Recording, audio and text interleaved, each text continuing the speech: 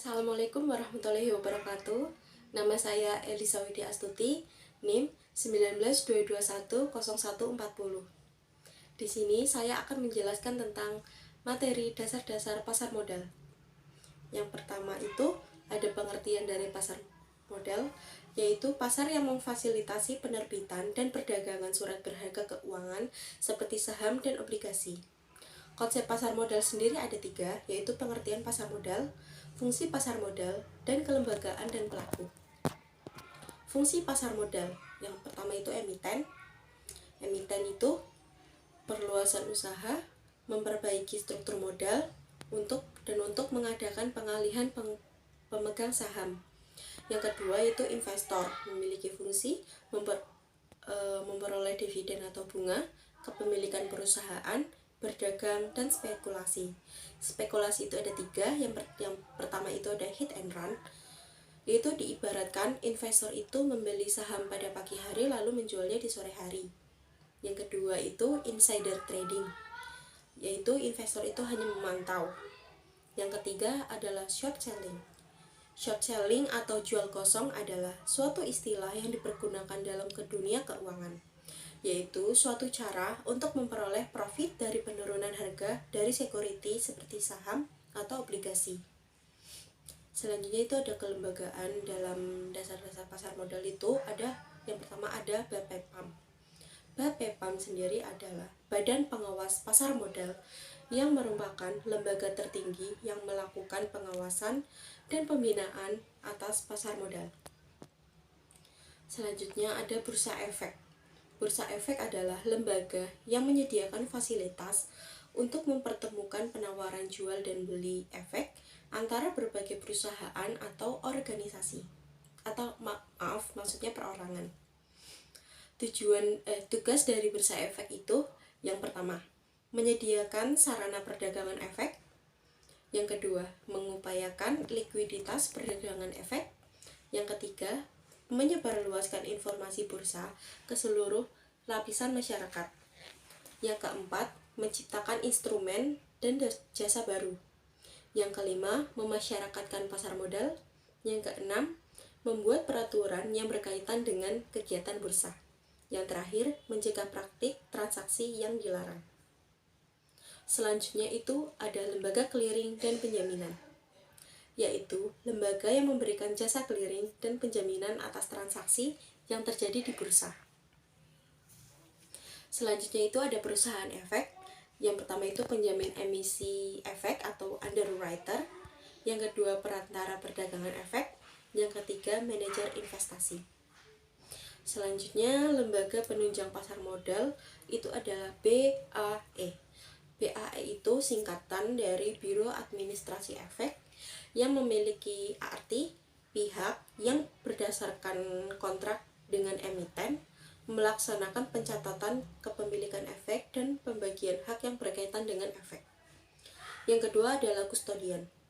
Kustodian adalah institusi keuangan yang menampung atau memberikan jasa penitipan efek agar tidak dicuri atau hilang.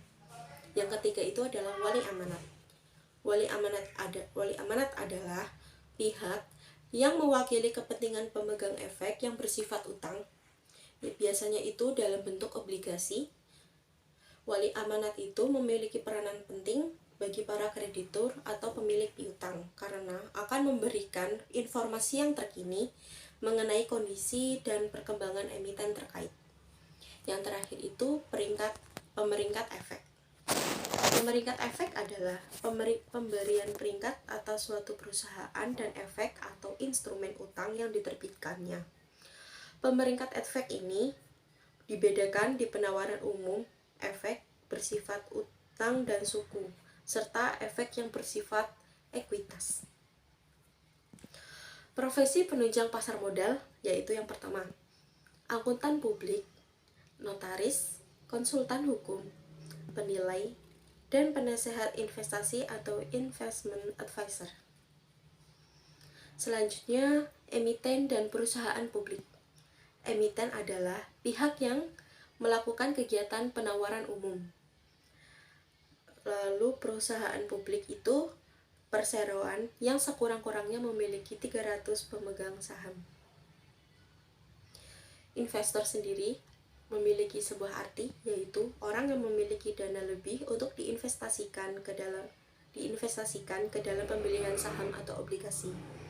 Investor pasti mendapatkan dividen dari perusahaan. Dividen itu sendiri adalah pembagian laba perusahaan kepada pemegang saham berdasarkan banyaknya jumlah saham yang dimiliki. Pembagian ini akan mengurangi laba ditahan dan kas yang tersedia bagi perusahaan. Tetapi distribusi keuntungan para pemilik memang adalah tujuan utama dari suatu bisnis.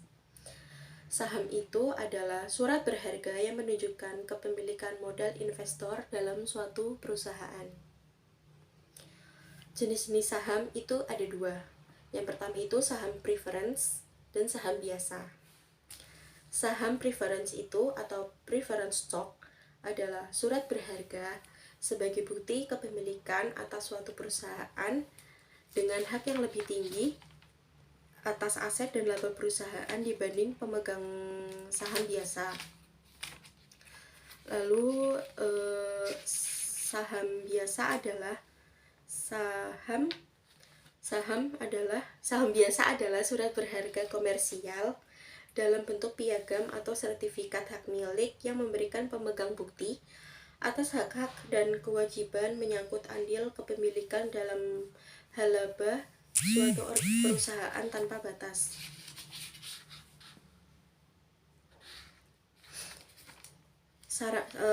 Saham preference itu gabungan dari obligasi dan saham biasa. Saham preference itu juga serupa saham biasa karena mewakili kepemilikan ekuitas dan diterbitkan tanpa tanggal jatuh tempo yang tertulis di atas lembaran saham tersebut dan membayar dividen. Lalu persamaan antara saham preference dan saham obligasi adalah adanya klaim atas laba dan aktiva sebelumnya. Dividennya itu tetap sama selama masa berlaku dari saham. Kalau saham biasa itu memiliki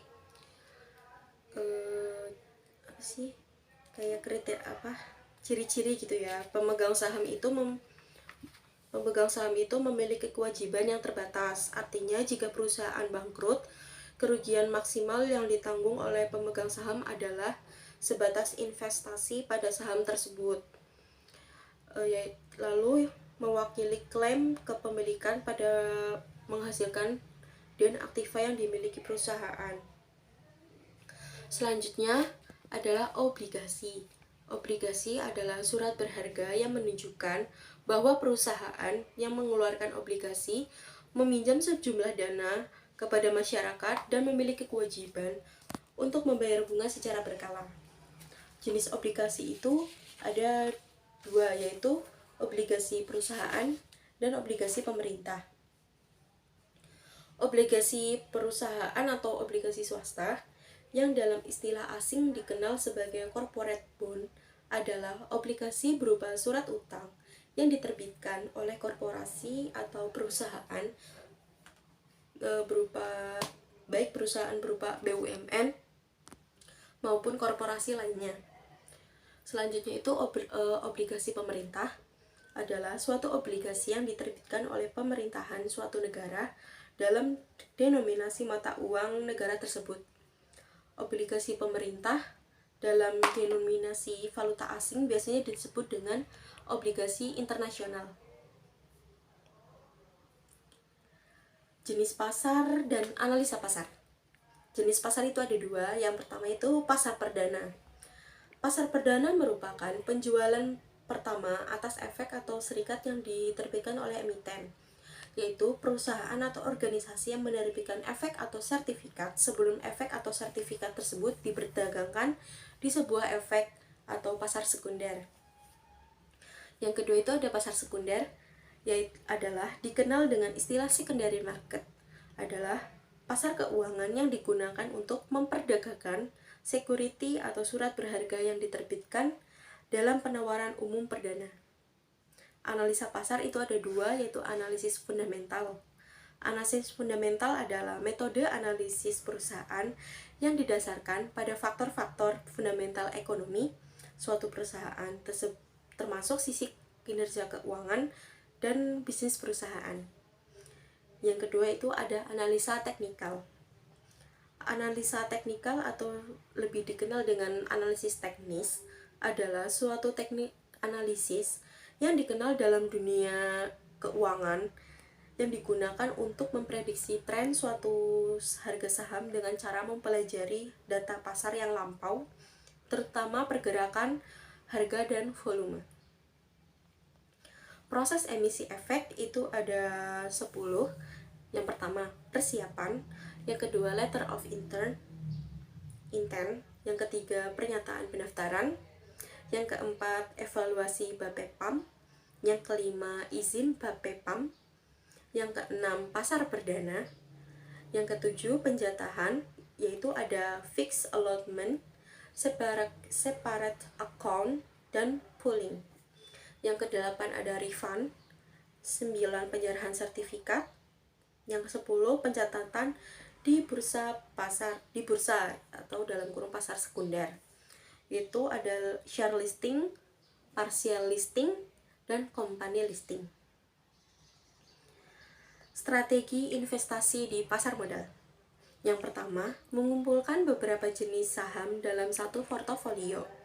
Yang kedua, beli di pasar perdana dan jual di pasar bursa atau pasar sekunder. Yang ketiga, beli dan simpan. Yang keempat, beli saham tidur. Yang kelima, berpindah dari saham yang satu ke saham yang lain. Selanjutnya, konsentrasi pada industri tertentu. Dan yang terakhir itu ada reksadana. Risiko di investasi di pasar modal itu ada 5. Ada risiko daya beli, risiko bisnis, risiko tingkat bunga, risiko pasar, dan risiko likuiditas. Baik, sekian pemaparan materi dasar-dasar pasar modal yang bisa saya sampaikan. Apabila ada kekurangan, saya mohon maaf. Terima kasih. Wassalamualaikum warahmatullahi wabarakatuh.